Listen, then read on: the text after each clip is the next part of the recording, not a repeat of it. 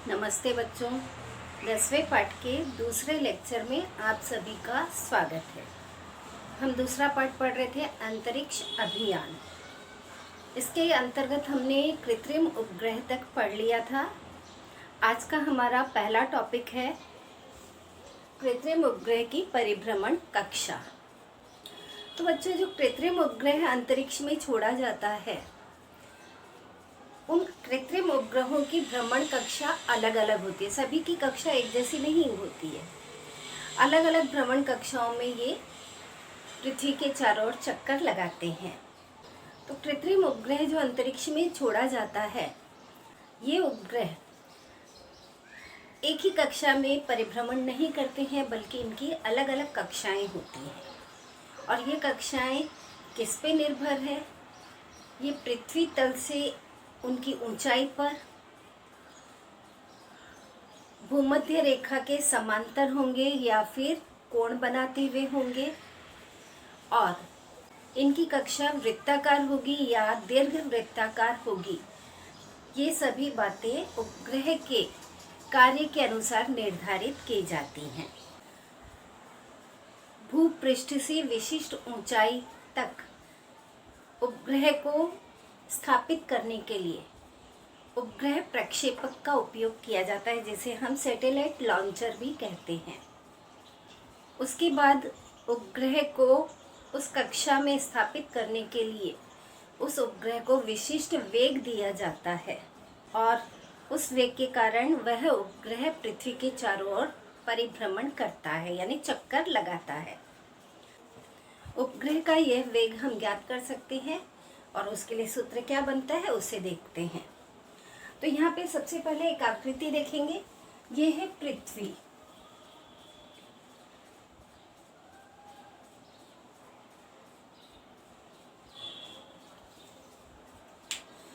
और पृथ्वी से इतनी ऊंचाई यानी h ऊंचाई पर यहाँ पे एक उपग्रह स्थापित किया गया।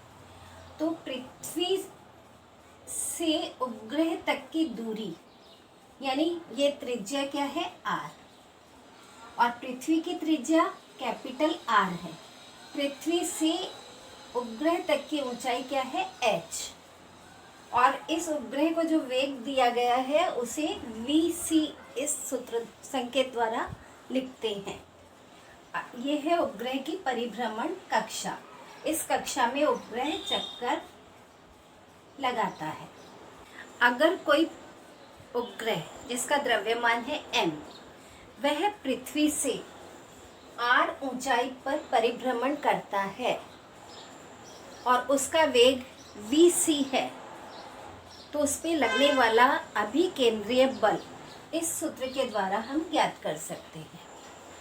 अभिकेंद्रीय बल बराबर mvc स्क्वायर बटे r। m क्या है? इस उपग्रह का द्रव्यमान। vc क्या है? उस उपग्रह का वेग। और r क्या है? पृथ्वी से उपग्रह तक की कक्षा की त्रिज्या। अब यहाँ पे अभिकेंद्रीय बल और पृथ्वी और उपग्रह का गुरुत्वीय बल, ये दोनों बराबर होते हैं। तो अभिकेंद्रीय बल क्या है हमारे पास? ये mvc स्क्वायर बटे r। तो यहाँ पे r की जगह पे लिखा है r plus h। r plus H के लिखा है, r है पृथ्वी की त्रिज्या और h इसकी ऊंचाई। तो इस पूरे को हम क्या कहते हैं? r। तो उस r की जगह पे हमने लिखा r प्लस एच। और ये पृथ्वी और उपग्रह का गुरुत्वीय बल, ये आप पढ़ चुके हैं। F = G बटे r प्लस एच का स्क्वायर या स्मॉल r का स्क्वायर। ये सूत्र आप पहले पाठ में पढ़ चुके हैं। तो ये दोनों का मान समान होता है। अब मान समान है तो यहाँ पे देखेंगे इस सूत्र में इस m से ये m कट जाएगा। r प्लस h, इस एक r प्लस h से एक r प्लस h कट जाएगा, तो क्या बचेगा? केवल r प्लस h। तो यहाँ क्या बचा? vc स्क्वायर, इससे ये स्क्वायर कट हो गया, तो क्या बचा? r plus h। तो gm बटे r प्लस h। अब ये स्क्वायर है, हमें vc का मान ज्ञात करना है। तो vc का मान कैसे ज्ञात करेंगे? इसे करनी में लिख देंगे, यानी इसका वर्ग। तो VC बराबर करनी में GM/R+H। तो हमारे पास ये वेग प्राप्त करने के लिए सूत्र प्राप्त हुआ। ये सूत्र को आपको याद रखना है। अब यहाँ पे देखेंगे ये क्या क्या मान है। तो G है वैश्विक गुरुत्वीय स्थिरांक। आपने पहले पार्ट में इसका मान भी पढ़ा है, 6.67 गुणे 10⁻⁻11 न्यूटन मीटर स्क्वायर प्रति किलोग्राम स्क्वायर होता है। और M जो है ये पृथ्वी का द्रव्यमान है, जिसे हम कैपिटल M से प्रदर्शित करते हैं। और पृथ्वी का द्रव्यमान का मान होता है 6 × 10⁻24 किलोग्राम। फिर है R है पृथ्वी की त्रिज्या। पृथ्वी की त्रिज्या का मान है 6.4 × 10⁻6 मीटर या फिर 6400 किलोमीटर। और H है, H ये उपग्रह की भूपृष्ठ से ऊंचाई, यानी ये ऊंचाई, वो उपग्रह जो है अलग अलग कक्षाओं में स्थापित होता है, तो वो यहाँ से कितनी ऊंचाई है वो रहेगी, वो उस पर डिपेंड करता है कितनी ऊंचाई है। और R+H ये क्या है, उपग्रह के परिभ्रमण कक्षा की त्रिज्या। उपग्रह के परिभ्रमण कक्षा की त्रिज्या यानी ये प्लस H, R+H। बच्चों इस सूत्र द्वारा हमें ये पता चलता है कि उपग्रह का वेग ये उपग्रह के द्रव्यमान पर निर्भर नहीं करता है, क्योंकि यहाँ कहीं भी उपग्रह का द्रव्यमान नहीं है। और साथ ही साथ उपग्रह की ऊंचाई अगर बढ़ती जाएगी तो उस पे स्पर्श रेखा की दिशा में लगने वाला वेग कम होता जाता है। बच्चों अब हम पढ़ने जा रहे हैं कृत्रिम उपग्रहों की परिभ्रमण कक्षा। तो परिभ्रमण कक्षाओं को 3 भागों में वर्गीकृत किया गया है। पहला उच्च कक्षा, दूसरा मध्यम कक्षा और तीसरा निम्न कक्षा। उच्च कक्षा में घूमने वाले उपग्रह की ऊंचाई पृथ्वी तल से 35,780 किलोमीटर से अधिक होती है। और 35,780 किलोमीटर की ऊंचाई पर परिभ्रमण करने वाले कृत्रिम उपग्रह लगभग 24 घंटे में पृथ्वी का एक चक्कर पूरा कर लेते हैं। और हमारी पृथ्वी अपने अक्ष पर जो घूमती है उसमें लगने वाला समय भी कितना होता है, 24 घंटे। यानी दोनों का समय समान होने के कारण कृत्रिम उपग्रह का परिभ्रमण काल और पृथ्वी का घूर्णन काल दोनों समान होने के कारण स्थिर प्रतीत होते हैं। इसलिए ऐसे उपग्रह को भू स्थिर उपग्रह भी कहा जाता है। ऐसा इस आपने एक उदाहरण देखा होगा कि हम ट्रेन से अगर जाते हैं और बगल वाली पटरी पर भी एक ट्रेन चल रही है और दोनों का दिशा समान है और दोनों का वेग समान है, तो ऐसी स्थिति में हमें बगल वाली ट्रेन कैसी प्रतीत होगी, स्थिर, जबकि वो स्थिर नहीं होती है, वो भी हमारी ट्रेन के समान गतिमान होती है, तो हमें स्थिर प्रतीत होती है। सेम ऐसे ही कृत्रिम उपग्रह का भ्रमण काल और पृथ्वी का घूर्णन काल दोनों समान होने के कारण वह उपग्रह स्थिर प्रतीत होता है, इसलिए उसे कहते हैं भू स्थिर उपग्रह। और ऐसे उपग्रह का उपयोग मौसम विज्ञान, दूरध्वनि,